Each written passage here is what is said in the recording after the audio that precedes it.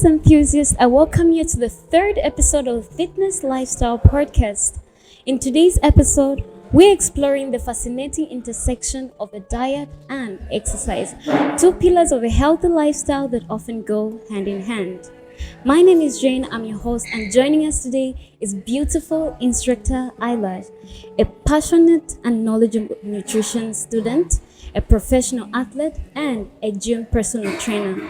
She's going to shed more light on how the food that we eat can help fuel our fitness journeys, as well as provide valuable insights and practical advice to those viewers who are striving to optimize their health performance. So whether you're a seasoned athlete, a gym enthusiast, or just someone that wants to make positive changes, this episode is packed with valuable information that will help you make informed decisions. So lace up your sneakers, grab your favorite healthy snacks, and get ready to dive into the world of nutrition with us. Without further ado, let's welcome instructor Ayla. Hojam, I'm so excited to have you today. Thank you so much for coming. Hi everyone, thank you Jane for inviting me. I'm Ayla. I'm a professional runner and a personal trainer, and also I'm studying nutrition in the last year. So I'm happy to be here. Thank you so much, Hojam. Okay, so you're going to take us through your journey of how you became an athlete. Yeah, actually I started the gym when I was teenage, like 14, I remember. Okay. I try first aerobic workouts, like aerobic classes, and then I do spinning and TRX and CrossFit and everything. Wow, you also did CrossFit? Yes, I also doing here now. Okay. Yes, a wow. bit. At Nes Fitness Club. At Nes Fitness Club. Okay. Nes Warriors. Okay. Yes. And finally, like in the pandemic, I found myself in running.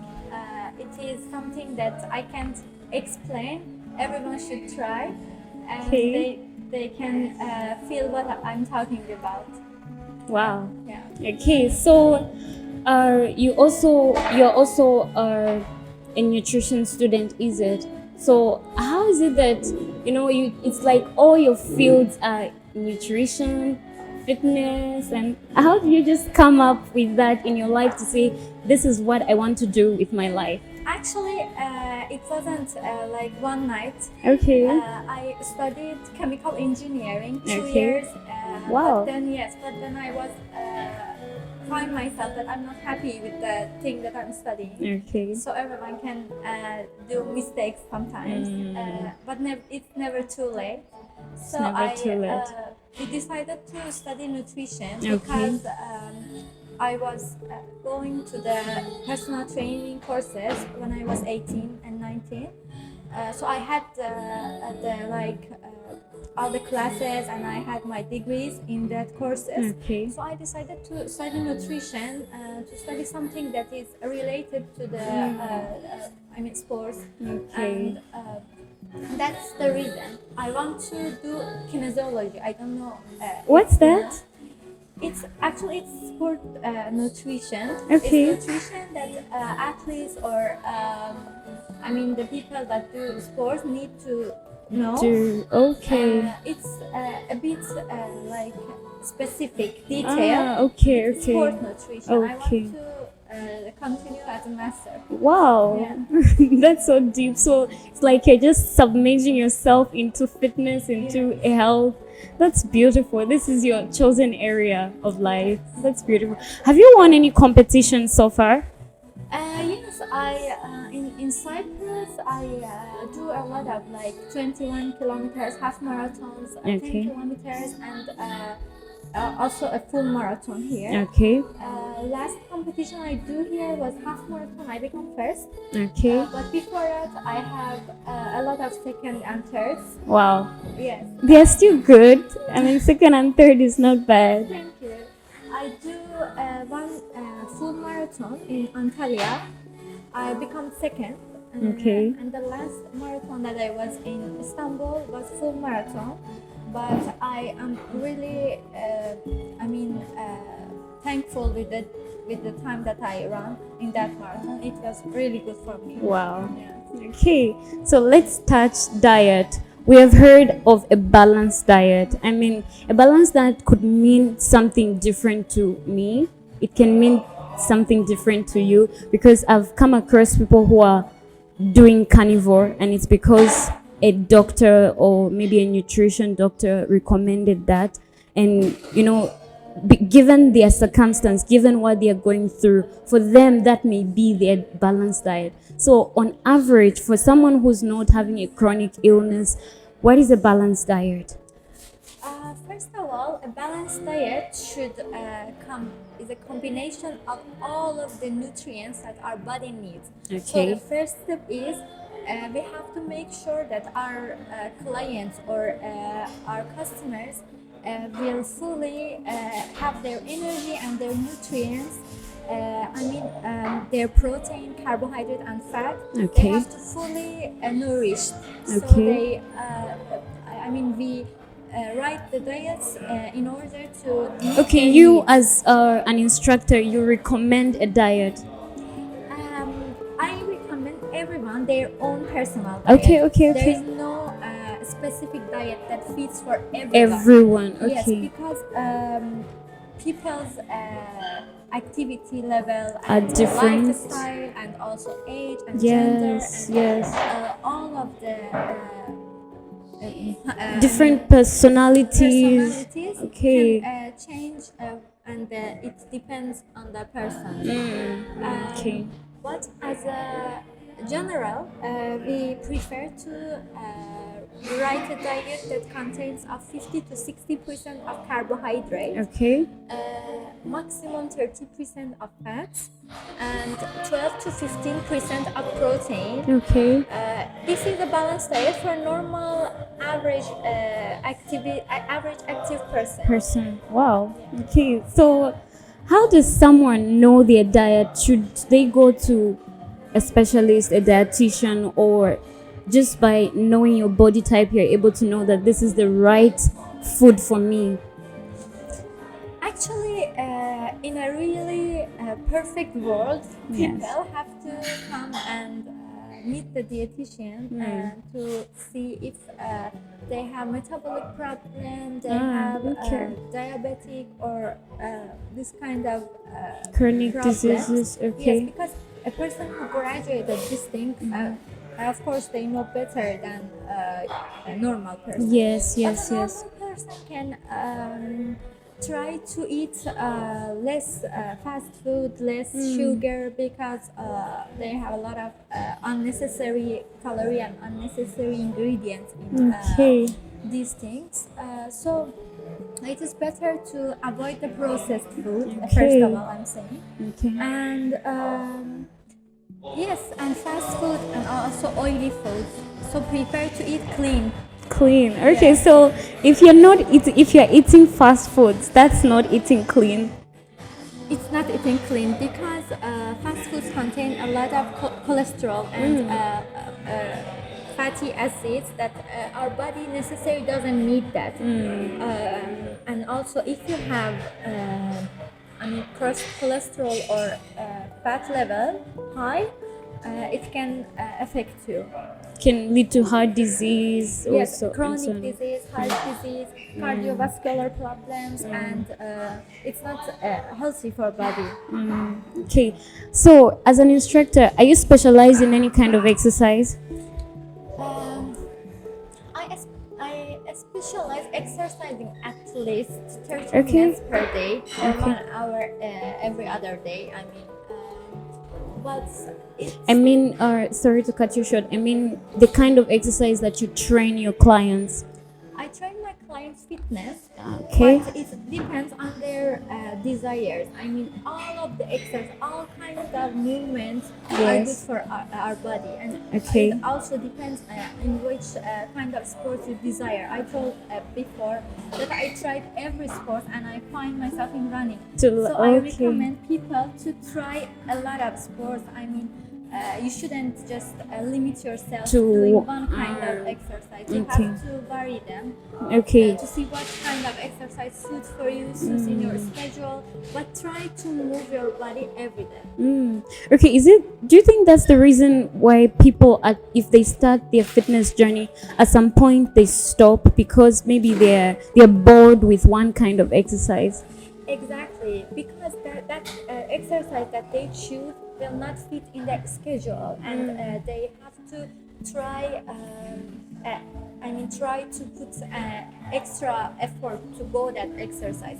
But with a little modification, they can change that to a thing that they can do every day. Like if you can't go to the gym, no problem. You can do mat pilates or another exercises at home. Okay. You couldn't say I don't go to the gym, so I can't do sports. You can. If you can't go to the gym, you can go running. Okay. That's your own personal exercise at home and it has no cost. You don't have to pay for membership and all. Actually, there is a myth that say running is a cheap sport, but Okay. it's just a myth because you have to wear watches and sneakers. Okay. If you want to race, Yes. you have to be careful for your shoes. It's really important. Wow. Okay. So I'll take you back to something that you touched. I want us to touch it more. You talked about sugar. There is a research that I conducted on sugar, and I found out that it's quite dangerous. When I mean sugar, sugars can be in different forms, but I mean the sucrose, which contains of glucose and fructose? Yes, fructose and glucose. The sugar that In fruits as well, exactly. But now I was according to the research, I found out that the fructose that is in fruits is different because it contains fibers that makes it more healthy compared to the sucrose, the sugar that we buy in the market. So can you just elaborate more on the dangers of sugar? Actually, there is another form of sugar, lactose. Okay. It is in milk. Yes, we okay. If we consume milk, we already, taking that sugar, and also Yes. if we consume fruits, we already taking the fructose. Yes, So why we yes. say sugar is dangerous? Because sucrose is monosaccharide, and it will high our insulin Oh, faster. insulin. Okay, And when okay. it go up faster, it will come down faster. Mm. And again, we are hungry Okay, again. That's why people gain weight. Okay, because you continue eating. Once you eat it, the insulin levels rises up, and after if maybe short time you are hungry and you eat. Oh, okay. That's the reason people actually get diabetics because they trigger the insulin. The insulin. hormone Okay. by, taking a lot of sucrose in Okay. their body. Yes. Wow. So sugar is really dangerous. It is. I think I'll have to get rid of that sugar in my house. Okay, so what is so many people, including my mom, I could watch her some years back home. She was really eager to lose her belly fat. And it was really tough because I saw her doing different kind of exercise. So I was wondering, is there anything that she's not doing right that is because it's like it's not working? So as a nutrition student, what do you say to belly fat loss? Because so many people maybe are not doing it the right way. Is it something to do with a diet or exercise? So first of all, I'm saying there is a big myth Okay. that is saying we can lose a special, special kind of fat from a special part of our body. That Okay. is not true. That's a Because misconception. That's a misconception because when we go on a diet, the only way that we can lose fat is to be in calorie deficit. So this calorie deficit means that the calorie that we eat should be less than the calorie that we burn.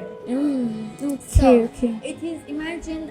Okay, so the difference there is the calorie in and the calorie that we Calorie take out. Exactly. Okay. So you can manage this calorie out out by exercising, or you can manage this calorie out by eating less. Uh, Both of them is okay. You can do both of them, but there is no kind of thing that burning fat in one area. You There is cannot no- target to say, okay, I just want to focus on my belly and Exactly. wow. But why we do abs workout? Because we want to, we want to build the muscle. We don't want to burn that fat area. Okay. So for fat loss, I recommended calorie deficit diet. Okay. To get rid of the fat, and after that we can focus on building muscles. Okay. In, different Parts of our body. like Okay. in our legs or in our belly. Okay. Yes. Wow. So please, if you are still exercising to lose belly fat, then you might be doing it the wrong way. It's all about diet. So just make sure that your calorie intake is less, and as well as burning it, isn't it? Okay. So how about if someone is, let me say, if someone is sick and they want to, they want to continue with they want to do exercise, what do you? Actually, being sick, I didn't know what kind of sickness you are talking Yes, about. yes, yes. But if they are just have cold or not severe sickness, they can continue their sports, doing their exercises, but in a lighter weight or in a lighter level. But if they have something that the doctor, it's really important that what the doctor said. Yes. If the doctor recommend not to exercise, they don't have. They haven't exercised. Okay, they shouldn't exercise. Okay. Okay, how about, what do you recommend to your clients pre workout meal? Like before they work out, what should they eat? Because I've seen this in the gym. I've seen so many people Also when my they clients. okay, I've seen so many people as they are exercising in the gym, they tend to puke.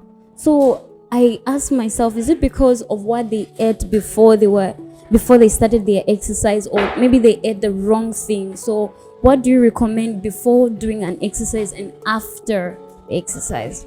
Actually, I always tell my clients to eat something before the training session. Okay. Because if they come, hungry, it could be, it could be affect their performance. Okay. And they can't do as much as Cannot good do. as they eat Okay, something. okay.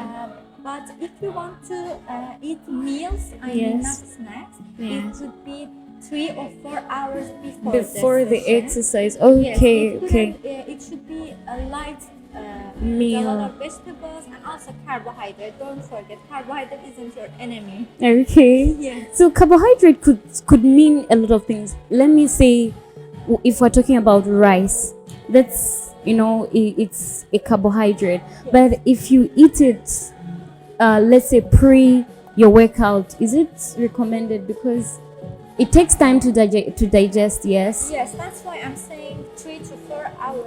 is Okay, a okay. good, Time. for eating Okay. meals. But if you just want to eat snack, it could be 2 hours before the session. You 2 can, hours.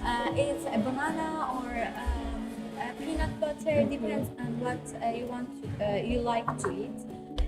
It would be a good snack before the workout. How about after workout? After a workout, we recommend a meal with a high protein Okay. level, because protein will, make our muscles. So I recommend my clients to eat eggs or chicken breast or a high protein meal. Okay. Okay, we're going to touch 3 types of diets: vegan, Mediterranean, and intermittent. I want to ask on intermittent first. What is it? Because I've heard so many people talk about intermittent. I'm doing intermittent fasting, because I also don't know if I've done it, because sometimes I don't eat for 16 hours, I don't eat for 12 hours. So when I hear people say intermittent fasting, I really don't understand what they mean. So coming from you, an instructor, a nutrition student, what is intermittent fasting? intermittent fasting is a kind of diet that people have two windows, a eating window and a fasting window. In a fasting window, which is more, they have more time on fasting window. They can just drink water, coffee, tea, and calorie-free things, drinks. And in the eating area, in the eating window, they can eat, but there is a big but here.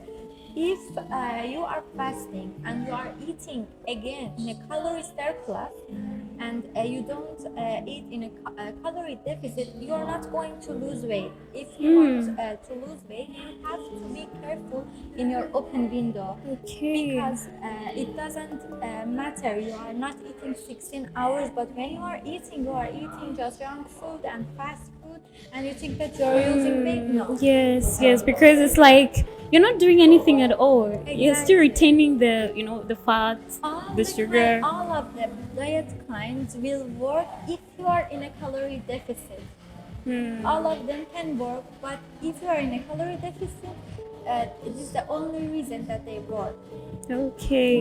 Wow. And I actually recommend fasting for the people that don't like to eat breakfast. Because they can fast from 8 in the evening until 12 in the morning, and they can start their eating window with a light lunch and continue it.